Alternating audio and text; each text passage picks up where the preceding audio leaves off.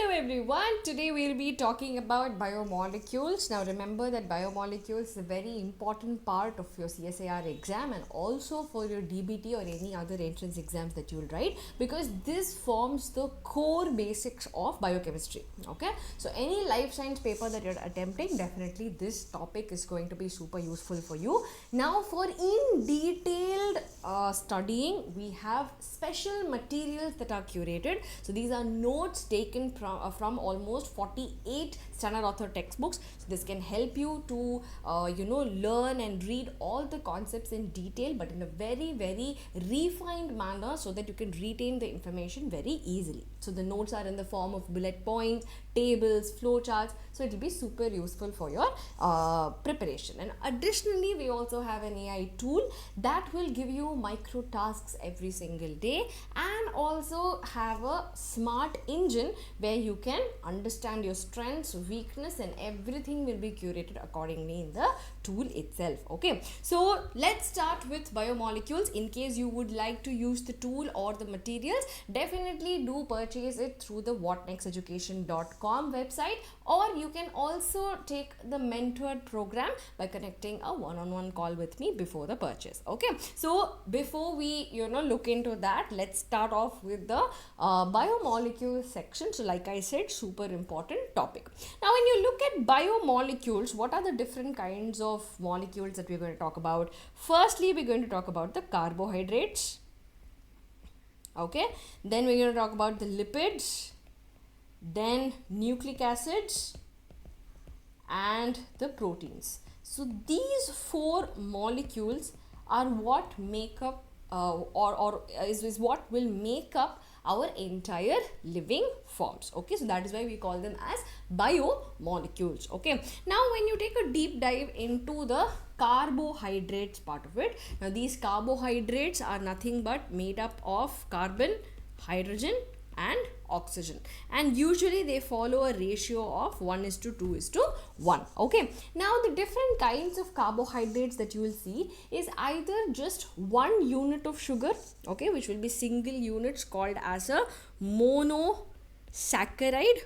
Okay, now these monosaccharides are the simplest units that you can break down. Further than this, you cannot break down the complex sugar. Okay, so these are the single units. For example, glucose, okay, galactose, fructose, all of these are monosaccharides. Now when two of these molecules come together to form a slightly bigger sugar, we call them as a disaccharide. Okay, now this disaccharide is nothing but glucose and glucose forming maltose. Okay, then we have glucose and galactose that forms lactose, and so on. Okay, so we have not maltose, sucrose. Sucrose is nothing but two molecules of glucose. So like that, we have different kinds of molecules coming together and forming disaccharides. Now like this, instead of two molecules, if we have an entire polymer, okay, polymers, we call them as polysaccharides.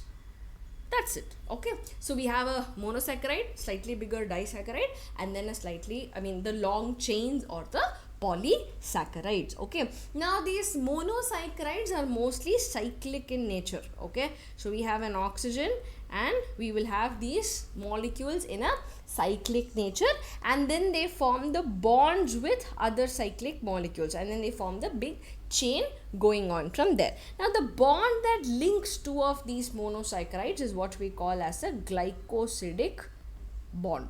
Okay, the bond between each of the biomolecules is super important. So this is the glycosidic bond. Okay, now over and above the functions of carbohydrates, if you take, firstly it will act as a source of energy. So glucose has to be broken down, okay, in the process of any breakdown process that you take in the body. In the course of metabolism, the glucose is converted into ATP molecules. So for generating energy, it is super important.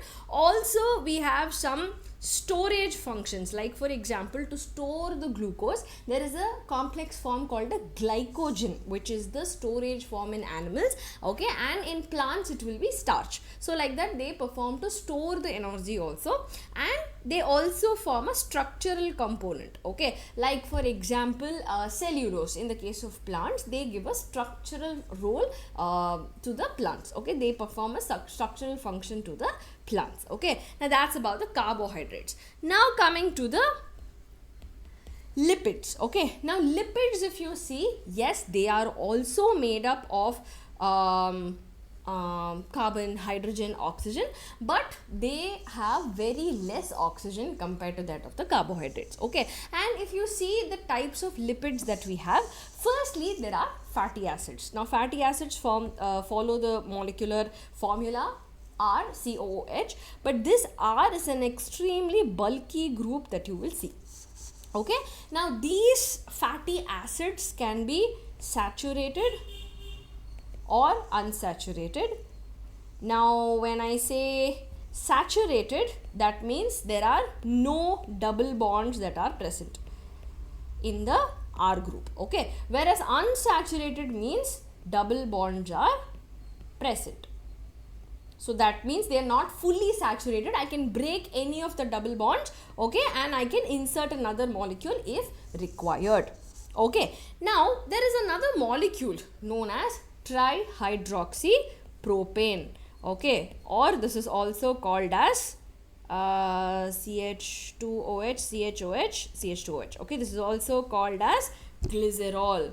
Now when this glycerol molecule will undergo an esterification reaction with the fatty acid, what will happen? Naturally a water molecule will go out, okay, and it will form an ester bond over here. Okay, now it will form a CHCOOR. Okay, now the COOR group is nothing but the ester bond that is created here, and this ester bond is going to make sure that this glycerol now has become a glyceride. Okay, now if it is one group, one hydroxyl group, it is a monoglyceride. 2, then it is a diglyceride. 3, then it is a triglyceride. So when there are no more hydroxyl groups left in the glycerol and everything has been esterified by the fatty acids, then we call such a molecule as a triglyceride molecule. Okay, now this is what we call as the fat. Okay, now over and above these lipids can form associations with phosphate groups, okay, forming a phospholipid. Now phospholipids are very important in our systems because they form a lot of important structural molecules in the system. Okay, now over and above we have steroids, okay, with a nothing but cyclic fused rings of these fat molecules. Okay, and these fused rings together comprise different kinds of steroids, so including all your steroids and hormones, cholesterol, everything is a steroid, and all of this comes under the lipid umbrella. Okay, now when you look at the structure of a lipid, okay, always a lipid has a hydrophilic head and a hydrophobic tail. Okay, now because the tail is scared, what happens is, especially in the membranes, it forms a bilayer so that the scared portion of the tails will always remain inside and they don't have to meet the aqueous environment at all. Okay, now the function of lipids, if you say, definitely they perform the functions of energy storage. Okay, definitely energy storage is one of it. Okay, all fats also store energy, but also, like I said, they are present in the membranes. Membrane structure is made up of the lipids. Okay, and additionally signaling molecules, especially like steroids and prostaglandins, are a kind of lipid as well. Okay, so they have a major role in signaling as well. Alright, now coming to the proteins. Okay, now before the proteins, I'll take up the nucleic acids, because proteins is a very vast thing and I'd like to finish nucleic acids first. Okay, so if you look at the nucleic acids, these are nothing but they are polynucleotide chains. Now what are these nucleotides? Nucleotides are nothing but a group of 3 molecules. Now what are these 3 molecules? We first have a nitrogenous base. Okay, now this nitrogenous base is nothing but ATGC or U in place of T in the RNA alone. Okay, now these nitrogenous bases can be grouped into two categories: the purines, which are double ringed, which is A and G, and then we have the pyrimidines, which are the single ring structure C, T or U. Okay, now DNA will strictly have only A, T, G, C. RNA will have A, U, G, C. Okay, this is very, very important when we are doing molecular biology. This will definitely be very, very handy. Okay, so definitely remember this. Now this nitrogenous base is going to connect to a sugar. Now what is this sugar molecule? This sugar is a pentose sugar called ribose. Okay, now in this ribose structure, what ideally happens is in the second position, okay, there is a OH group. Now sometimes this O can go missing and form only a H over there. So when the O is missing, you call it as a deoxyribose sugar, and when it is present, you call it as a ribose sugar. Now this nitrogenous base will connect to the sugar at the first prime position. Okay, this is my nitrogenous base, and this position, when it is connected, it is through a bond called as the N-glycosidic bond.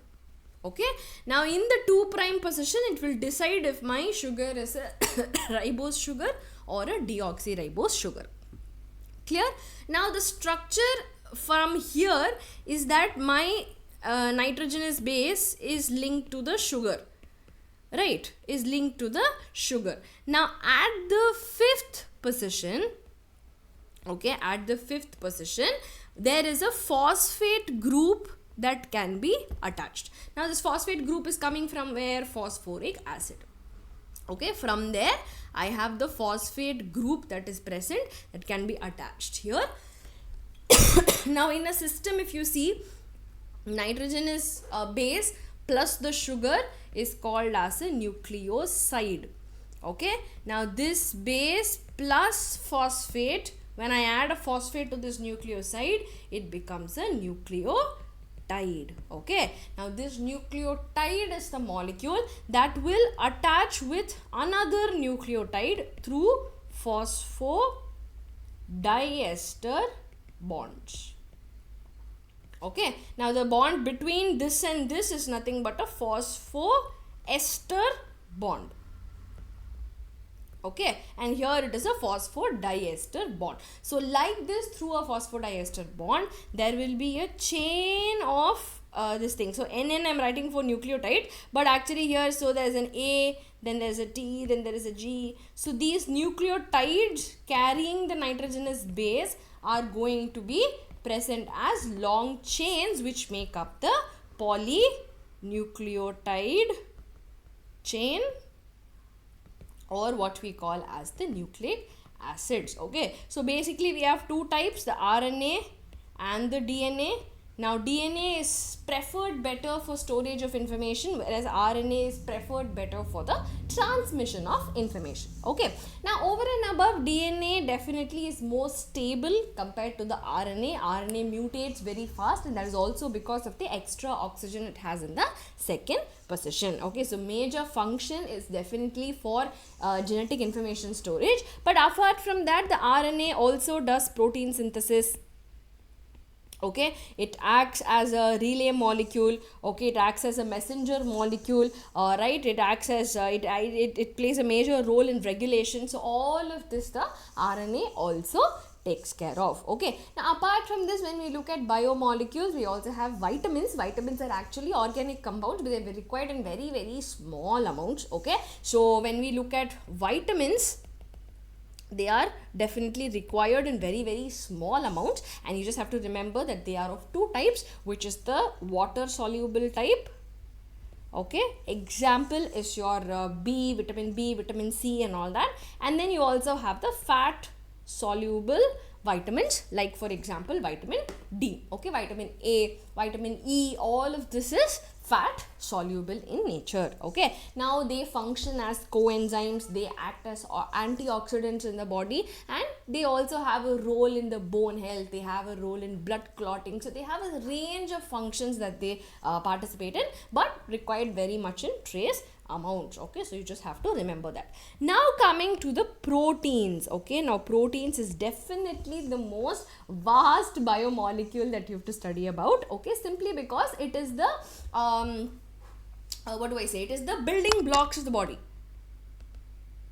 Correct. So it is the definite building block of the body. Now you must have studied in your third standard science that proteins are the building blocks of our body. Now these building blocks definitely have different kinds of functioning, different kinds of structure, and all of these details I'll be covering in the next class. Okay, so definitely stay tuned for part 2. Meanwhile, revise all of these other biomolecules, and like I said, if you would like detailed materials, then I do have curated notes available for you. So you just have to visit the whatnexteducation.com to get your materials today. Okay, and apart from that, if you have any questions, any doubts, and anything that you would like to interact about, you can definitely reach out to me by booking a slot on the whatnexteducation.com website, or you can reach out to me on my Instagram page, whatnexteducation, and we can definitely connect. Okay, so it was a pleasure meeting you all in class today, and I'm looking forward to seeing you all in the next class. Take care. Bye bye.